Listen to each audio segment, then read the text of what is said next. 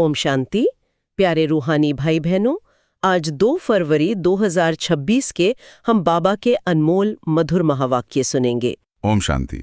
चलिए कुछ क्षण अपने मन और बुद्धि को चारों ओर से समेटकर अपने प्यारे मीठे बाबा की याद में स्थित हो जाएं। अनुभव करें कि बाबा हमें अपने दिल के सबसे करीब बुला रहे हैं, बहुत प्यार से। जी हाँ, आज की मुरली का सार ही बाबा के 2 मीठे शब्दों में समाया हुआ है, याद करो और प्यार करो। कितना सरल और कितना गहरा आह्वान है। आज सारा दिन इसी मीठी स्मृति में रहकर बाबा की याद की यात्रा का अनुभव करेंगे। अपने मन बुद्धि को सब तरफ से हटाकर बस एक प्यारे बाबा की याद में स्थित हो जाएंगे और बाबा से अपने रूहानी वर्षे को, अपनी बादशाही को पाने के पुरुषार्थ को और तीव्र करेंगे। आज बाबा ने हम मीठे बच्चों को जो सार सुनाया है वो तो जैसे दिल को छू लेने वाला है। बाबा कहते हैं, शिव भगवान वाच, मीठे बच्चे, तुम मुझे याद करो और प्यार करो, क्योंकि मैं ही तुम्हें सदा सुखी बनाने आया हूँ। वाह, भगवान के मुख के शब्द, तुम मुझे याद करो और प्यार करो। इसमें कितना अधिकार है, कितना स्नेह है और कितनी बड़ी गारंटी भी है। बाबा हमें आज्ञा नहीं दे रहे, बल्कि प्यार से अधिकार दे रहे हैं। बिल्कुल, बाबा कोई कठिन बात, कोई हठयोग या कर्मकांड नहीं कह रहे। वो बस अपना स्नेह जता रहे, कह रहे हैं कि मैं तुम्हारा पिता, तुम्हारा सच्चा हितैषी, तुम्हें सदा सुखी बनाने आया हूं, बस तुम मुझे प्यार से याद करो। और मीठे बच्चे कहकर बाबा हमें देह अभिमान से परे हमारे आत्मिक स्वरूप की स्मृति दिलाते हैं। हम कोई साधारण नहीं, बल्कि स्वयं भगवान के मीठे लाडले सिकीलहदे बच्चे हैं।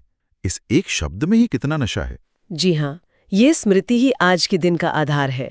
जब भी कोई परिस्थिति आए, कोई विघ्न आए, कोई देहधारी याद आए, तो बस बाबा का ये प्यार भरा आह्वान याद आ जाए कि मुझे तो बस अपने प्यारे बाबा को याद करना है, वो जो मेरा पिता भी है, शिक्षक भी और सद्गुरु भी, तीनों संबंधों का रस जिनकी एक याद में समाया हुआ है। और उन्होंने याद के साथ प्यार शब्द भी जोड़ा है। सिर्फ नियम के तौर पर याद नहीं करना, बल्कि दिल के प्यार से, स्नेह से, संबंधों से याद करना है। क्योंकि जहां प्यार होता है वहां याद सहज और स्वतः हो जाती है ना? फिर वो मेहनत नहीं लगती, वो एक मीठा अनुभव बन जाता है। जैसे कोई प्रिय व्यक्ति होता है तो उसकी याद अपने आप आती है, करनी नहीं पड़ती। तो आज खुद से पूछें, क्या मैं बाबा को इतने प्यार से याद कर रही हूं कि उनकी याद में खो जाऊं? क्या मेरी याद में वो खिंचाव है, वो आकर्षण है? क्या मेरी याद में वो गहराई, वो स्नेह है जो बाबा मुझसे चाहते हैं? यही आज के पुरुषार्थ का फाउंडेशन है। इसी प्यार भरी याद से सारे विघ्न समाप्त हो जाएंगे और आत्मा पावन बनती जाएगी। जी, आज सारा दिन इसी एक स्मृति में रहें कि स्वयं भगवान मुझे कह रहे हैं, बच्चे मुझे प्यार से याद करो। अब बाबा आज एक बहुत ही महत्वपूर्ण प्रश्न पूछ रहे हैं जो हमारे पुरुषार्थ की चेकिंग कराता है। बाबा पूछते हैं, प्रश्न, जिन बच्चों से गफलत होती रहती है उनके मुख से कौन से बोल स्वतः निकल जाते हैं? एक क्षण रुककर अपने अंदर झांकें, कहीं हमारे मुख से भी तो ऐसे बोल नहीं निकलते? बाबा कितनी गहराई से हमारी सूक्ष्म कमजोरियों को भी जानते हैं। जी, और बाबा इसका बहुत स्पष्ट उत्तर देते हैं। बाबा कहते हैं, उत्तर, तकदीर में जो होगा वह मिल जाएगा, स्वर्ग में तो जाएंगे ही। बाबा कहते हैं, यह बोल पुरुषार्थी बच्चों के नहीं, ऊंच मर्तबा पाने का ही पुरुषार्थ करना है। जब बाप आए हैं ऊंच मर्तबा देने, तो गफलत मत करो। वाह, बाबा ने कितनी गहरी कमजोरी पर हमारा ध्यान खिंचवाया है। तकदीर, ड्रामा, जो होगा देखा जाएगा, ये शब्द हमें पुरुषार्थहीन बना देते हैं। ये एक बहुत सूक्ष्म आलस्य है जो पुरुषार्थ की गति को धीमा कर देता है। जी, यह एक तरह की गफलत है। बाबा कहते हैं, यह पुरुषार्थी बच्चों के बोल नहीं है। पुरुषार्थी आत्मा हमेशा ऊंच पद पाने का लक्ष्य रखती है। वो तभी भी थोड़े में राजी नहीं होती। जब स्वयं भगवान आकर हमें विश्व की बादशाही का ऊंचे से ऊंचा मर्तबा देने आए हैं, जब वो हमें लक्ष्मी नारायण बनाने आए हैं, तो हम सिर्फ ये सोचकर कैसे संतुष्ट हो सकते हैं कि स्वर्ग में तो चले ही जाएंगे? बिल्कुल, ये तो ऐसे हुआ कि कोई अरबपति पिता अपने बच्चे को कहे कि मेरा सब कुछ तुम्हारा है, और बच्चा कहे कि नहीं, मुझे बस दिन की 2 रोटी मिल जाए, वही काफी है। ये तो पिता के दिए हुए वर्षे का भी अपमान है ना? बाबा हमें हमारी श्रेष्ठ तकदीर का रचयिता बना रहे हैं और हम फिर से तकदीर पर छोड़ दें? नहीं, बाबा कहते हैं, बच्चे अपनी तकदीर की कलम अपने हाथ में लो और श्रेष्ठ ते श्रेष्ठ प्रालब्ध बनाओ। बाबा हमें इस गफलत से, इस आलस्य की नींद से जगा रहे हैं। कह रहे हैं, बच्चे समय बहुत कम है, संगम युग का एक एक सेकंड बहुमूल्य है, पुरुषार्थ करके अपना ऊंच पद जमा कर लो। तो आज चेक करें, जब कोई चुनौती आती है, जब पुरुषार्थ में कोई विघ्न आता है, तो मेरे पहले संकल्प क्या होते हैं? तीव्र पुरुषार्थ के या भाग्य पर छोड़ देने के? क्या मैं ऊंच पद पाने के लिए तीव्र पुरुषार्थ कर रहा हूं या बस स्वर्ग में तो चले ही जाएंगे सोचकर संतुष्ट हो गया हूं। यह बहुत गहरी चेकिंग का पॉइंट है जो हमारी कल्प कल्प की प्रारब्ध निश्चित करेगा। बाबा आज बार बार एक ही मुख्य बात पर जोर दे रहे हैं। बाबा कहते हैं तुम्हारा सारा मदार ही याद पर है। जितना याद करेंगे उतना खुशी भी रहेगी। समझेंगे अब नजदीक आकर पहुंचे हैं। जी, सारा मदार यानी सब कुछ याद पर ही आधारित है। हमारी खुशी, हमारी शक्ति, हमारी पवित्रता, हमारे विकर्मों का विनाश, सबका आधार एक बाबा की याद है। याद ही हमारे रूहानी जीवन का भोजन है। और बाबा हमें याद की यात्रा पर थकने नहीं देना चाहते। कई बार बच्चे सोचते हैं पता नहीं मंजिल कितनी दूर है, कब पहुंचेंगे। लेकिन बाबा कहते हैं जितना याद करोगे उतना लगेगा कि मंजिल बहुत नजदीक है। याद ही मंजिल को समीप लाने का साधन है। बिल्कुल। और बाबा ने याद को कितना सहज, कितना सरल बना दिया है। बाबा कहते हैं भल विलायत में हो, वहां रहते भी सिर्फ बाप को याद करना है। तुमको श्रीमत मिलती है, आत्मा तमो प्रधान से सतो प्रधान सिवाय याद के हो ना सके। वाह, कोई बंधन नहीं, कोई कर्मकांड नहीं, कोई विशेष स्थान या समय की पाबंदी नहीं। आप दुनिया के किसी भी कोने में हो, कोई भी कार्य कर रहे हो, बस एक बाप को याद करें। यही श्रेष्ठ मत है, यही श्रीमत है। और इसका परिणाम कितना श्रेष्ठ है। आत्मा तमो प्रधान से सतो प्रधान बन जाती है। जन्म जन्म की जो मैल आत्मा पर चढ़ी है उसे सिर्फ और सिर्फ याद की अग्नि ही भस्म कर सकती है, और कोई उपाय है ही नहीं। जी हाँ। फिर बाबा और भी सहज करते हुए कहते हैं घर में रहो, सिर्फ बाप को याद करो। पवित्र नहीं बनेंगे तो याद नहीं कर सकेंगे।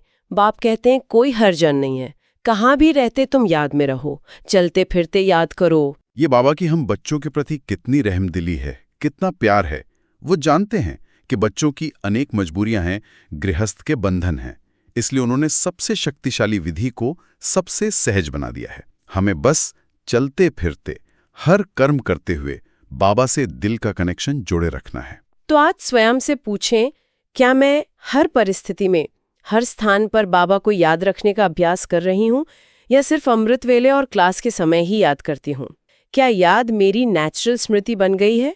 क्या मैंने याद को इतना सहज बना लिया है कि वो मेरे हर कर्म में, हर संकल्प में स्वतः समा जाए? क्या मैं चलते फिरते काम करते बाबा से बातें करता हूँ? यही सच्चा कर्मयोग है जो हमें निरंतर बाबा की छत्रछाया का अनुभव कराता है। अब देखिए, बाबा हमें समय की समीपता का इशारा भी दे रहे हैं। बाबा कहते हैं तुम बच्चे ही जानते हो दुनिया में आज क्या है, कल क्या होना है। विनाश तो सामने खड़ा है। बच्चे जानते हैं ये पुरानी दुनिया खत्म हुई के हुई, इसलिए अब जल्दी ही बाप से वर्षा लेना है। जी, ये ज्ञान सिर्फ हम ब्राह्मण बच्चों की बुद्धि में है कि ये दुनिया अब समाप्ति पर है, विनाश सामने खड़ा है। बाबा हमें ये डराने के लिए नहीं बताते, बल्कि ये हमें पुरुषार्थ के लिए जगाने वाली बात है। एक अर्जेंसी क्रिएट करने के लिए बताते हैं ताकि हम आलस से छोड़ दें। बिल्कुल। जब पता हो कि परीक्षा की तारीख बहुत नजदीक है तो हम अपनी पढ़ाई की रफ्तार स्वतः ही तीव्र कर देते हैं। बाबा हमें यही इशारा दे रहे हैं कि अब गफलत का, आलस्य का समय नहीं है, अब पुरुषार्थ को तीव्र करने का समय है। फिर बाबा हमें याद दिलाते हैं कि ये जो विनाश की तैयारियां हो रही हैं वो सिर्फ दिखाने के लिए नहीं है।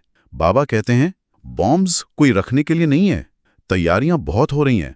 अभी बाप हमको फरमान करते हैं कि मुझे याद करो, नहीं तो पिछाड़ी में बहुत रोना पड़ेगा।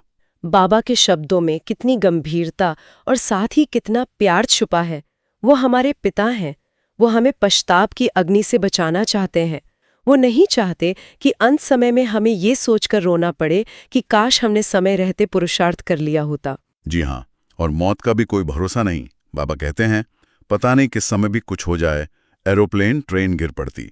मौत कितना सहज खड़ा है। मौत होने के पहले बाप से पूरा वर्षा लेना है, इसलिए बहुत प्रेम से बाप को याद करना है।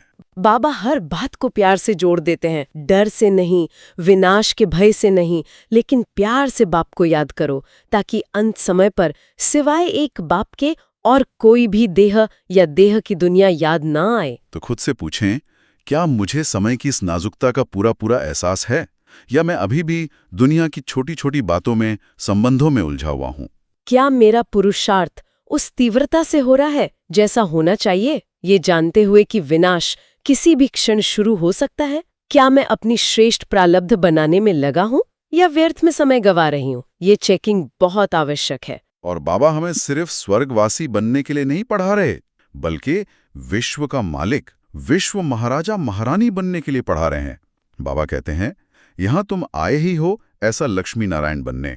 राजा रानी का और प्रजा का नौकर चाकर बनना, इसमें बहुत फर्क है ना। अभी का पुरुषार्थ फिर कल्प कल्पांतर के लिए कायम हो जाता है। जी, लक्ष्य बहुत ऊंचा है, बहुत श्रेष्ठ है। सिर्फ स्वर्ग में एक सीट लेना लक्ष्य नहीं है। बाबा तो हमें अपने समान तख्तनशीन बनाना चाहते हैं, हमें राज्य अधिकारी बनाना चाहते हैं। और इस एक छोटे से संगम योगी जन्म का पुरुषार्थ कल्प कल्प के लिए, यानी 5000 साल के लिए हमारी प्रारब्ध निश्चित करता है। तो इस समय की एक एक सेकंड, एक एक संकल्प कितना मूल्यवान है, इसे हम व्यर्थ नहीं गंवा सकते। बिल्कुल, इसलिए बाबा उस गफलत वाले जवाब से हमें सावधान करते हैं। बाबा कहते हैं, ऐसे बहुत हैं, कहते हैं स्वर्ग में तो जाएंगे ना, जो तकदीर में होगा उनको कोई पुरुषार्थ ही नहीं कहेंगे। मनुष्य पुरुषार्थ करते ही है ऊंच मर्तबा पाने के लिए। अब जबकि बाप से ऊंच मर्तबा मिलता है तो गफलत क्यों करनी चाहिए। बाबा हमें हमारा आत्मसम्मान याद दिला रहे हैं। हम भिखारी नहीं हैं, हम दाता के बच्चे, मास्टर दाता हैं। हम थोड़े में राजी होने वाले नहीं, हम पूरा वर्षा लेने के अधिकारी हैं।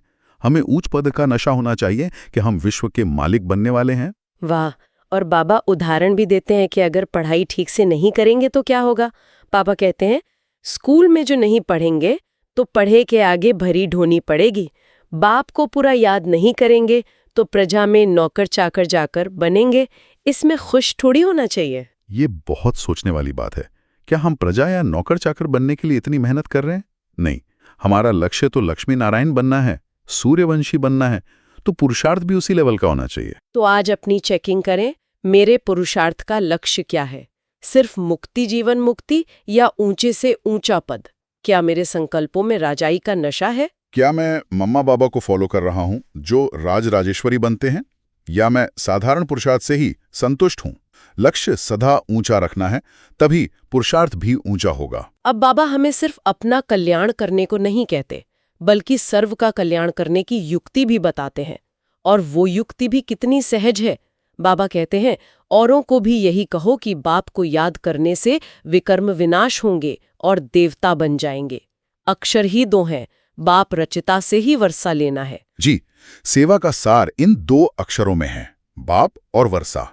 बस सबको यही परिचय देना है कि तुम्हारा एक बेहद का बाप है शिव, जो तुम्हें 21 जन्मों का बेहद का वर्षा देने आया है। बिल्कुल, कोई लंबे चौड़ी फिलॉसफी नहीं बतानी है, कोई शास्त्रार्थ नहीं करना है। बाबा कहते हैं सिर्फ पैगाम दो। बाबा के शब्द हैं, ये इतना पैगाम तो दे सकते हो ना। खुद याद करेंगे तब दूसरे को याद करा सकेंगे। खुद याद करते होंगे तो दूसरे को रुचि से कहेंगे, नहीं तो दिल से नहीं निकलेगा। ये बहुत महत्वपूर्ण है। सेवा की पहली शर्त है स्वस्थिति। अगर मैं खुद याद के अभ्यास में पक्का हूं तो मेरे बोल किसी भी आत्मा के दिल को छू जाएंगे। मेरी वाणी में वो शक्ति, वो अथॉरिटी होगी। मेरा चेहरा, मेरे नयन सेवा करेंगे। जी, और ये सेवा कोई भी कर सकता है, किसी भी परिस्थिति में। बाबा कहते हैं, बूढ़ियों को भी सर्विस करनी चाहिए, मित्र संबंधियों को भी संदेश दो, शादी मुरादी पर कहाँ भी जाओ कान में ये बात सुनाओ। गीता का भगवान कहते हैं, मुझे याद करो। कितना सहज तरीका है। हमें बस निमित्त बनना है। हम ये सोचकर न रुकें कि सामने वाला मानेगा या नहीं, उसकी रुचि है या नहीं।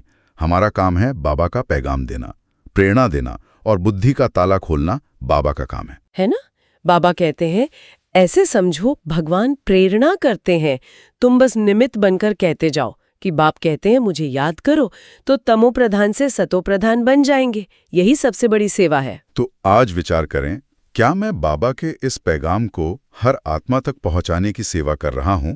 क्या मैं सच्चा सेवाधारी हूं? क्या मैं सेवा के इन सहज अवसरों को उपयोग में ला रही हूं, या मुश्किल समझकर या संकोचवश छोड़ देती हूं? हर आत्मा को बाप का संदेश देना मेरा पहला फर्ज है। और अब अंत में बाबा याद को प्यार से जोड़कर इसे और भी मीठा और सहज बना देते हैं।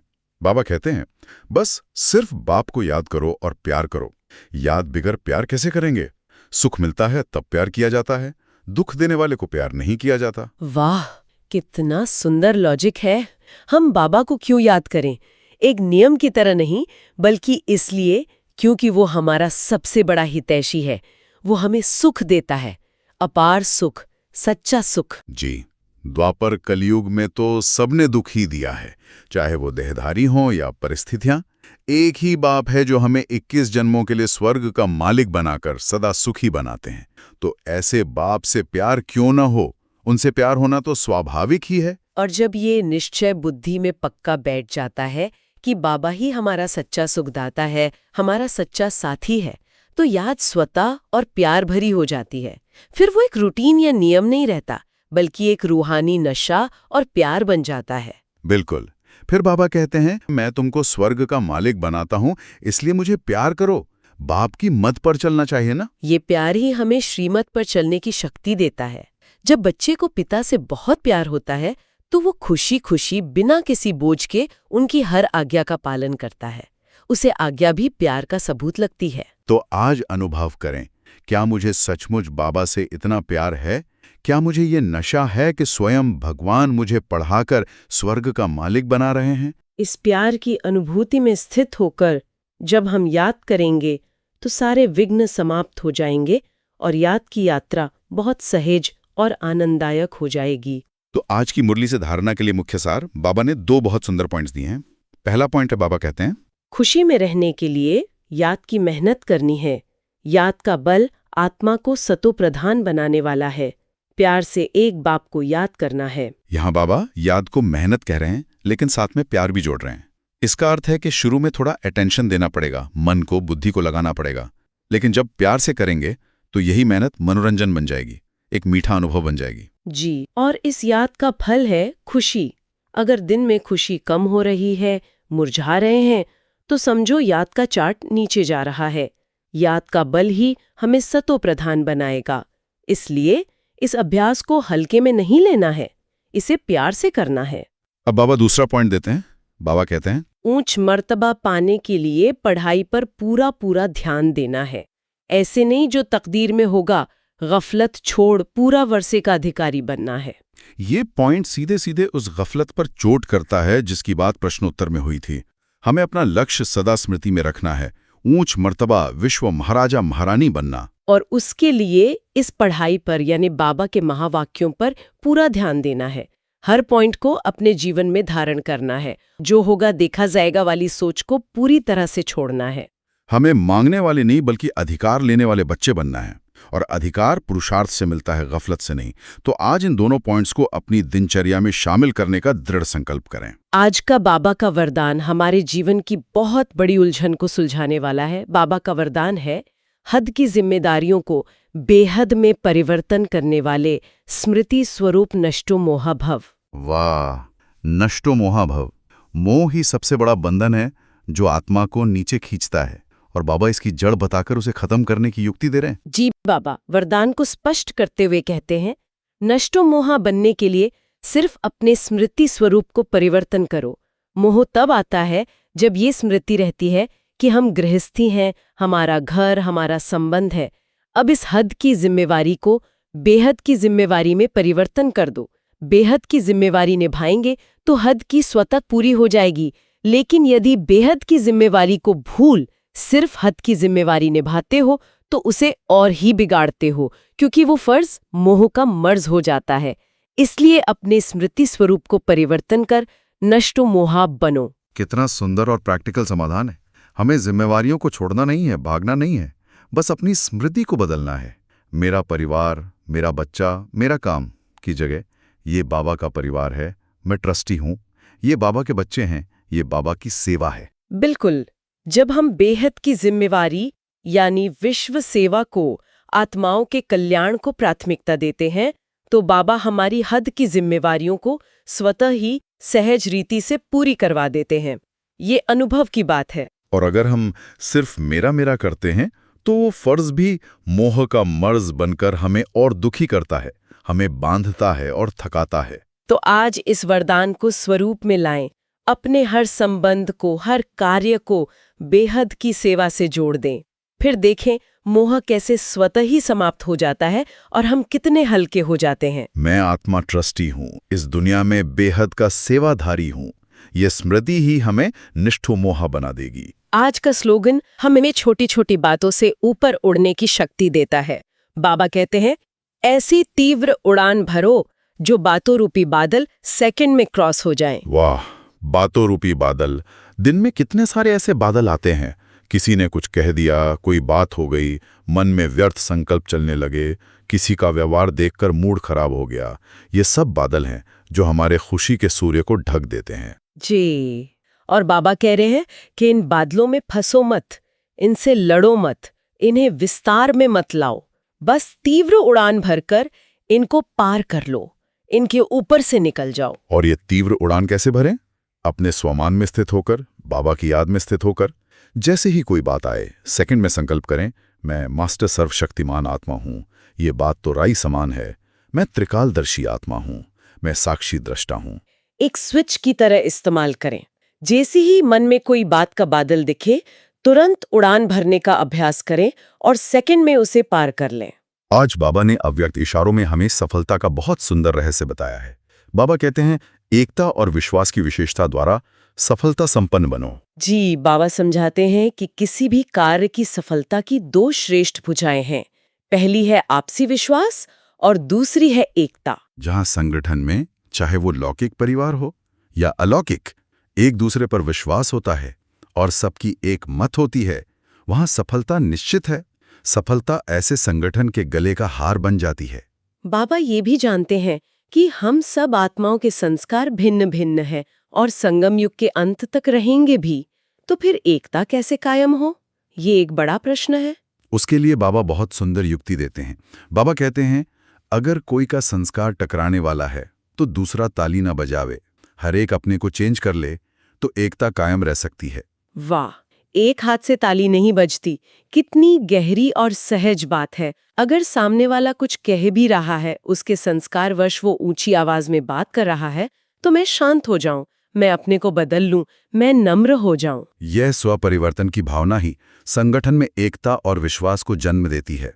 हमेशा दूसरे को बदलने की अपेक्षा न रखकर पहले स्वयं को बदलना, यही ईश्वरीय ज्ञान का सार है। जी हाँ, तो आज की सेवा में अपने लौकिक अलौकिक संबंधों में इस इशारे को याद रखें।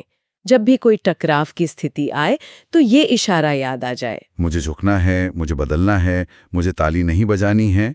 इस एक संकल्प से हम सफलता संपन्न बन सकते हैं और संगठन को मजबूत बना सकते हैं। और एक दूसरे के प्रति शुभ भावना और विश्वास रखकर ईश्वरीय सेवा में सहयोगी बनना है। ये बाबा का हम बच्चों के लिए श्रेष्ठ इशारा है। एक दूसरे की विशेषता को देखना है, कमजोरी को नहीं। चलिए, अब कुछ पल बाबा की याद में स्थित होकर आज की मुरली से मिले शक्तिशाली स्वामान का अभ्यास करते हैं। पहला स्वामान, मैं बाप का प्यारा, याद में रहने वाला बच्चा हूँ। अनुभव करें, बाबा का सारा प्यार, सारी स्नेह की किरणें मुझ बच्चे पर बरस रही हैं। उनकी याद ही मेरा श्वास है, मेरा जीवन है। मैं इस याद के नशे में सदा हर्षित रहता हूँ। इस सामान में स्थित होकर कोई भी कर्म करें, वो कर्म योगयुक्त और सफल हो जाएगा।